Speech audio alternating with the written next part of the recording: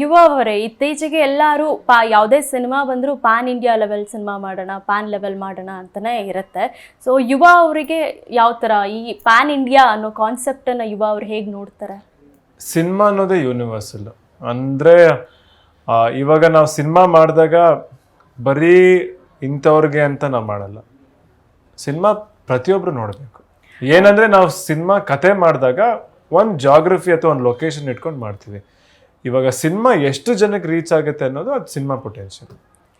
ಪೂರ್ಣಚಂದ್ರ ಅವರೇ, ನೀವು ರಂಗಭೂಮಿಯಲ್ಲಿ ನೀವು ಕಲಾವಿದರಾಗಿದ್ರಿ, ಸಿನಿಮಾ ಜರ್ನಿ ಹೇಗೆ ಸ್ಟಾರ್ಟ್ ಆಯಿತು? ತುಂಬ ಹಿಂದೆ ಅಂದರೆ ನಮ್ಮ ನಾಟಕದ ಟೀಮ್ನಲ್ಲಿ ನಾವು ಯಾರ್ಯಾರು ಇದ್ವಿ, ಇವಾಗ ಆರ್ಕೆಸ್ಟ್ರಾ ಮೈಸೂರು ಅಂತ ಒಂದು ಸಿನಿಮಾ ಬಂತಲ್ಲ, ಸೊ ಸುನೀಲು, ನಾನು ಮತ್ತು ಇನ್ನೊಬ್ಬ ಮಹಾದೇವ್ ಅಂತ, ಇವಾಗ ಡೇಡವಿಲ್ ಮುಸ್ತಫಾ ಮಾಡಿ ಶಶಾಂಕ್, ಎಲ್ಲರೂ ನಾವೆಲ್ಲ ಮೈಸೂರು ರಂಗಭೂಮಿಲಿ ಓಡಾಡ್ತಾ ಇದ್ದವರು. ಸೊ ಒಂದು ಕಾಲಘಟ್ಟದಲ್ಲಿ ಎಲ್ಲರೂ ಸಿನಿಮಾ ಮಾಡೋಣ ಅಂತ ಟ್ರಾನ್ಸ್ಫಾರ್ಮೇಷನಲ್ಲಿ ಅವರೆಲ್ಲ ಡೈರೆಕ್ಟರ್ಗಳಾದರೂ ನಾನು ಆ್ಯಕ್ಟರ್ ಆಗಬೇಕು ಅಂತ ಡಿಸೈಡ್ ಮಾಡಿ, ಸೊ ಅವಾಗ ಶಾರ್ಟ್ ಫಿಲ್ಮ್ ಮಾಡೋಕ್ಕೆ ಶುರು ಮಾಡಿದ್ವಿ. ಸೊ ಕಂಟಿನ್ಯೂಸ್ ಶಾರ್ಟ್ ಫಿಲ್ಮ್ ಮಾಡ್ಕೊಂಡು ಒಂದಿನ ಬೆಂಗಳೂರು ಬಸ್ ಹೊತ್ಕೊಂಡು ಬಂದು ಇಲ್ಲಿ ಮಣ್ಣೊತ್ತಿ ಇವಾಗ ಇಲ್ಲೆಲ್ಲೋ ಬಂದು ಕೂತೀವಿ. ಡೈರೆಕ್ಟರ್ ರೋಹಿತ್ ಅವರು ಈ ಹಿಂದೆ ಮಾಡಿದ ಸಿನಿಮಾ ತಾಯಿ ಸೆಂಟಿಮೆಂಟ್ ಸಿನಿಮಾ ಆಗಿತ್ತು. ಈ ಕಂಪ್ಲೀಟ್ ಮಾಸ್ ಆಗಿದೆ, ಫುಲ್ ರಗಡ್ ಆಗಿದೆ. ಸೊ ಈ ಸಿನಿಮಾದ ಚೇಂಜಸ್ ನಿಮಗೆ ಹೇಗೆ ಅಪ್ರೋಚ್ ಮಾಡಿದ್ರು, ಮತ್ತು ಎಕ್ಸ್ಪೀರಿಯನ್ಸ್ ಹೇಗಿತ್ತು ಅವ್ರ ಜೊತೆ ಆ್ಯಕ್ಟ್ ಮಾಡಿದ್ದು? ಇದು ರೋಹಿತ್ ಸರ್ ಜೊತೆ ಕೆಲಸ ಮಾಡೋದು ಸಖತ್ ಖುಷಿ ಆಯಿತು. ಯಾಕಂದರೆ ನಮಗೆ ಅವ್ರು ಹೇಳ್ದಂಗೆ ನಮ್ಮ ಆ್ಯಕ್ಟರ್ಸ್ಗೆ ಆ ಫ್ರೀಡಮ್ ಇತ್ತು. ಅಂದರೆ ಅವರು ಸರ್ ಇಮೋಷನ್ನ ನೋಡ್ಕೊತಿದ್ರು, ಬಟ್ ನಮ್ಮ ಪರ್ಫಾರ್ಮೆನ್ಸಲ್ಲಿ ನಮಗೆ ಬಿಟ್ಬಿಡೋರು. ಲೈಕ್ ಈ ಸೀನ್ ನಿಮಗೆ ಗೊತ್ತಿದೆ, ಕ್ಯಾರೆಕ್ಟರ್ ನಿಮಗೆ ಗೊತ್ತಿದೆ, ನಿಮ್ಗೆ ಹೆಂಗೆ ಅನಿಸುತ್ತೆ ನೀವು ಮಾಡಿ.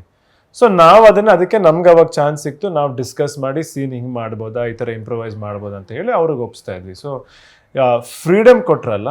ಆ್ಯಂಡ್ ಇನ್ಫ್ಯಾಕ್ಟ್ ನಿಮಗೆ ಸ್ಕ್ರೀನ್ ಮೇಲೆ ನೋಡಿದಾಗಲೂ ಅಷ್ಟು ರಿಯಲ್ ಅನಿಸುತ್ತೆ. ಯಾಕಂದರೆ ಸುಮಾರನ್ನ ವಿಷಯನ ನಾವು ಪ್ಲ್ಯಾನೇ ಮಾಡ್ತಿರ್ಲಿಲ್ಲ, ಅದು ಆರ್ಗ್ಯಾನಿಕ್ಕಾಗಿ ಅದು ಆಗ್ತಿತ್ತು. ಆ್ಯಂಡ್ ಅವ್ರು ನೀವು ಹೇಳಿದ್ರಿ, ಅವ್ರದ್ದು ಇಮೋಷನ್ ಅವ್ರು ತುಂಬ ಚೆನ್ನಾಗಿ ಹಿಡಿತಾರೆ. ರತ್ನನ್ ಪ್ರಪಂಚ ಸಿನಿಮಾಲಿ ಯಾವ ಥರ ಇಮೋಷನ್ ಹಿಡಿದಿದ್ದಾರೋ ಈ ಸಿನಿಮಾನು ಪೂರ್ತಿ ಹೋಗೋದೇ ಒಂದು ಹ್ಯೂಮನ್ ಇಮೋಷನ್ ಮೇಲೆ. ಅದು ಆ ಮುತ್ತು ಕ್ಯಾರೆಕ್ಟರ್ ಮೇಲೆ ಅವನ ಇಮೋಷನ್ ಯಾವ್ಯಾವ ಥರ ಚೇಂಜ್ ಆಗುತ್ತೆ ಅನ್ನೋದ್ರ ಮೇಲೆ ಅವ್ರು ತುಂಬ ಸ್ಟ್ರಾಂಗಾಗಿ ಹೇಳಿದ್ದಾರೆ. ಈ ಸಿನಿಮಾದಲ್ಲಿ ಆದಿ ಅವರು ಕೂಡ ಆಕ್ಟ್ ಮಾಡಿದ್ದಾರೆ, ಒಂದು ಪೊಲೀಸ್ ಕ್ಯಾರೆಕ್ಟರ್. ಅವ್ರ ಜೊತೆ ವರ್ಕ್ ಮಾಡಿದ ಎಕ್ಸ್ಪೀರಿಯನ್ಸ್ ಡೆಡ್ಲಿ ಅಂತಾರಲ್ಲ, ಅದು ಡೆಡ್ಲಿ ಆಗಿತ್ತು. ಅಂಡ್ ಅವ್ರ ಕ್ಯಾರೆಕ್ಟರ್ ಅದೇ ತರ ಇದೆ. ಅವರು ನೀವು ಟ್ರೇಲರ್ ಅಲ್ಲಿ ಬರೀ ಒಂದೇ ಶಾರ್ಟ್ ನೋಡಿರ್ತೀರ, ಒಂದ್ ಶಾರ್ಟ್ ಬಂದಿದ್ದೆ ಸಖತ್ ಇಂಪ್ಯಾಕ್ಟ್ ಕೊಟ್ಟಿದೆ ಟ್ರೇಲರ್ ಅಲ್ಲಿ. ಸಿನಿಮಾಲ್ ಕೂಡ ಅವ್ರ ಕ್ಯಾರೆಕ್ಟರ್ ಎಂಟ್ರಿ ಆದಾಗಿಂದ ಸಿಕ್ಕಾಬಟ್ಟೆ ಮಜಾ. ಆ್ಯಂಡ್ ನನಗೂ ಅವ್ರಿಗೂ ಒಂದು ಮುಖಾಮುಖಿ ಸೀನ್ ಬರುತ್ತೆ, ಅದು ತುಂಬ ಎಂಜಾಯ್ ಮಾಡ್ಬೋದು, ಎಕ್ಸ್ಪೆಕ್ಟ್ ಮಾಡ್ಬೋದು, ಖಂಡಿತ ಎಕ್ಸ್ಪೆಕ್ಟ್ ಮಾಡ್ಬೋದು. ಈ ಸಿನಿಮಾದಲ್ಲಿ ಆಬ್ವಿಯಸ್ಲಿ ಒಂದು ಲೋಕಲ್ ಫ್ಲೇವರ್ ಇದೆ.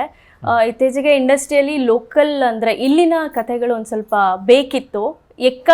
ಅದನ್ನು ಬ್ರೇಕ್ ಮಾಡುತ್ತಾ, ಎಕ್ಸ್ಪೆಕ್ಟ್ ಮಾಡ್ಬೋದಾ ಆಡಿಯನ್ಸ್ ಅದನ್ನು? ಖಂಡಿತ. ಇದು ನೀವು ಹೇಳ್ದಂಗೆ ಇದು ವೆರಿ ರೂಟೆಡ್ ಸ್ಕ್ರಿಪ್ಟ್, ಅಂದರೆ ವೆರಿ ಲೋಕಲ್ ಸ್ಕ್ರಿಪ್ಟ್. ಆ್ಯಂಡ್ ಪ್ರತಿಯೊಬ್ಬರಿಗೂ ಕನೆಕ್ಟ್ ಆಗುತ್ತೆ. ಲೈಕ್ ಸಿಂಪಲ್ ಆಗಿದೆ, ನಾನು ಹೇಳ್ದಲ್ಲ ಹಳ್ಳಿಯಿಂದ ಬೆಂಗಳೂರಿಗೆ ಬರ್ತಾರೆ ಹುಡುಗ ಅನ್ನೋದು. ಇವತ್ತು ತುಂಬ ಜನ ಈ ಊರಿಗೆ ಏನೋ ಒಂದು ಸಾಧನೆ ಮಾಡಬೇಕು ಅಥವಾ ದುಡಿಬೇಕು, ಅವ್ರ ಕನಸು ಕಾಣ್ತಿರ್ತಾರೆ.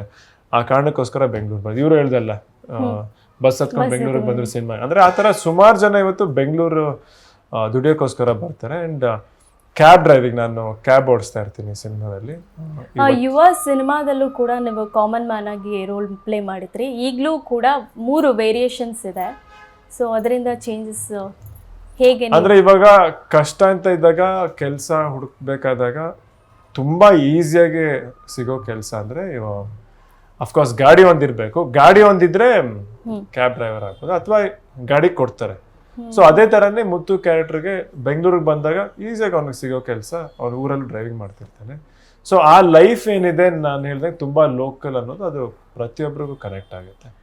ಓಕೆ, ಹಾಗಿದ್ರೆ ಮೂವಿಯಿಂದ ಒಂದು ಮಾಸ್ ಕಂಪ್ಲೀಟ್ ಪ್ಯಾಕೇಜ್ ಅನ್ನ ಆಡಿಯನ್ಸ್ ಎಕ್ಸ್ಪೆಕ್ಟ್ ಅಂತೂ ಪಕ್ಕ. ಲವ್ ಮತ್ತೆ ಮಾಸ್ ಎಲ್ಲ ಇದೆ ಸಿನಿಮಾ.